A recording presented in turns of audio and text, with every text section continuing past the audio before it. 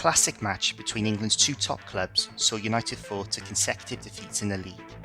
United had their moments, but Liverpool destroyed United during the middle third of the game, and if Liverpool's finishing was better, it could have been a massacre like the Spurs game.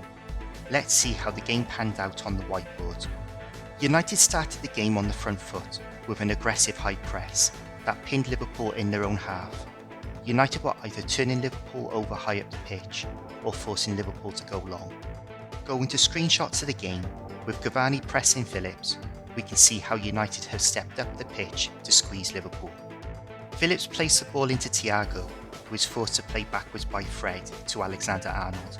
Under pressure from Pogba, he plays the ball upfield to Firmino, who is challenged by Lindelof in the air, 15 yards in Liverpool's half. In this shot, there are 8 United players in Liverpool's half. In the early stages, United switched the play quickly from side to side really well, which disrupted Liverpool's defensive structure. This was creating space on the outside as well as on the inside. Too often this season, United have moved the ball too slowly when switching the play, and that's if they switch the play at all, with the lack of confidence in Wan-Bissaka on the ball. But with huge improvement in Wan-Bissaka on the ball, United are using both sides of the pitch, making them a more difficult team to defend against. Going to screenshots of the game, the ball is with Pogba, and despite Shaw charging on the outside of him, with 6 Liverpool players on that side of the field, he switches the ball out to Rashford, and we can see the space on the outside and inside that was created. Rashford plays the ball to the underlapping Wan-Bissaka, which leads to Fernandez's goal. In this next example, the ball is with Bailly on the right, and with 4 simple passes across the pitch, United are on the left with Shaw in a great crossing position. For me, the game turned when Liverpool started to impose their tactics on United.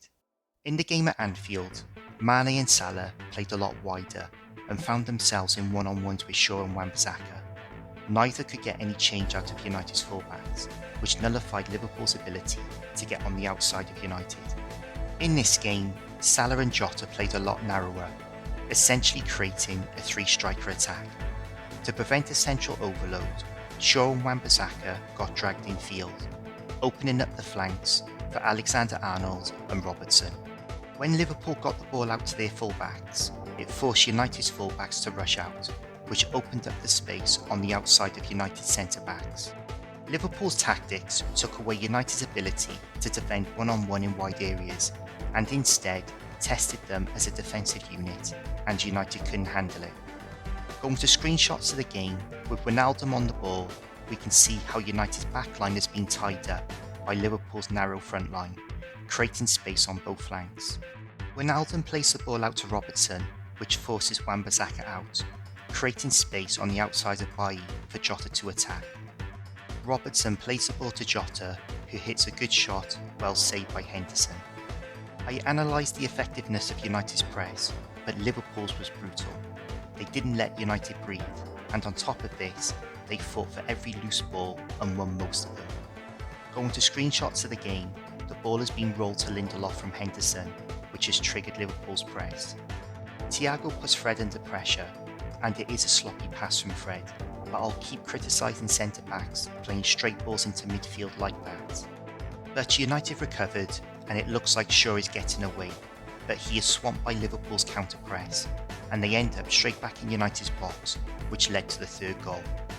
The Devils' verdict is, Gary Neville made a lot of Maguire's absence, and said, "You don't know how good someone is until they're not there." Would Maguire have prevented Soyuncu's goal, or Firmino's goal? Maybe, but a player who has received 11 yellow cards in the Premier League this season doesn't scream of a player who is in control of their game. Those yellow cards have mostly been obtained through wrestling quick players with good movement to the ground, and that's everything that Liverpool's attack brought to the game. Based on that, in my opinion, it's misguided to attribute a poor defensive display against Liverpool purely to his absence, but United have missed his aerial prowess. Let me know in the comments your thoughts on the game. Thank you for watching, and please like, subscribe and share, and I'll see you in the next video.